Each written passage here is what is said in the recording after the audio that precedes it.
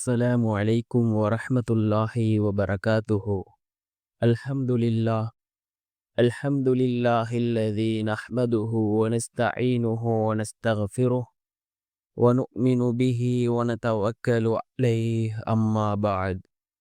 அன்பிற்குரிய அல்லாஹ்வின் நல்லடியார்களே, அன்பு சகோதரர்களே, நாம் தொடர்ச்சியாக பார்த்து வரக்கூடிய துஆக்களினுடைய திக்ருகளினுடைய தொகுப்பில் இன்று நாம் பார்க்க இருக்கின்ற விடயம் என்னவென்றால், லுஹாவுடைய தொழுகையை தொழுதுவிட்டு இந்த சூறாவை ஓதுவோம். இந்த சூறாவை ஓதுவதன் மூலமாக அல்லாஹ் ஜல்ல சுப்ஹானஹு வ தஆலா நம்முடைய தேவைகள் அனைத்தையும் பூர்த்தி செய்து தருவான். நம்முடைய வாழ்க்கையில் உள்ள கஷ்டங்கள் அனைத்தையும் அல்லாஹ் நீக்குவான். சிறந்த நிம்மதியான சந்தோஷமான வாழ்க்கையை அல்லாஹ் நமக்கு ஏற்படுத்தி தருவான். அந்த அளவுக்கு சிறந்த அற்புதமான ஒரு சூறாவை தான் நாம் இன்றைய வீடியோவில் பார்க்க இருக்கின்றோம். அன்பார்ந்தவர்களே, அல்லாஹ்வின் நல்லடியார்களே, அதிகமானோர் நம்முடைய சேனலை சப்ஸ்கிரைப் செய்யாமல் பார்த்து கொண்டிருக்கின்றீர்கள். நீங்கள் சப்ஸ்கிரைப் செய்து லைக் இடுவதன் மூலமாக நமது சேனலில் உள்ள வீடியோக்கள் இன்னும் பல சகோதரர்களுக்கு கொண்டு போய் சேர்க்கப்படும். அவர்கள் அதனை பார்த்து பயனடைந்தால் அதற்குரிய கூலியை அல்லாஹ் உங்களுக்கும் வழங்குவான். அன்பார்ந்தவர்களே, அல்லாஹ்வின் நல்லடியார்களே, சூரா யாசீன் அல் குர்ஆனிலே இருக்கக்கூடிய மிக முக்கியமான ஒரு சூரா.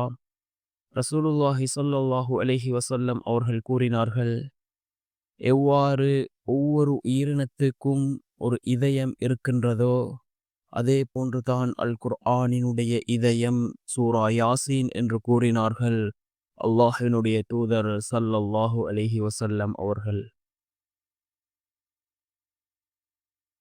இந்த சூரா யாசீனுடைய சிறப்பை பற்றி இவ்வாறு கூறினார்கள் ஸல்லல்லாஹு அலைஹி வஸல்லம் அவர்கள், எவரேனும் ஒருவர் பகலின் ஆரம்பத்தில் சூரா யாசீனை ஓதுகிறாரோ அன்று முழுவதும் அவருடைய தேவைகளை அல்லாஹ் பூர்த்தி செய்து கொடுப்பான்.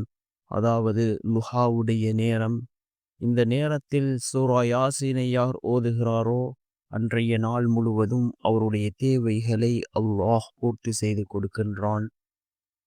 சூரா யாசீனுடைய சிறப்பை பற்றி பல ஹதீஸ்கள் கூறப்பட்டிருக்கின்றன.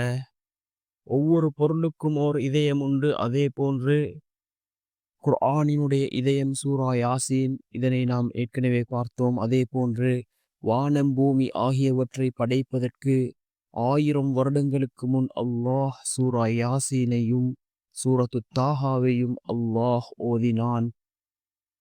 மலக்குமார்கள் அதை கேட்டபொழுது, இந்த வசனங்கள் குர்ஆன் இறக்கி வைக்கப்படுகின்ற உம்மத்தினருக்காகவும் இதனை மனனம் செய்கின்ற இதயங்களுக்கும் இதனை ஓதுகின்ற நாக்குகளுக்கும் நற்செய்தி உண்டாவதாக என்று கூறினார் என கூறப்பட்டிருக்கின்றது.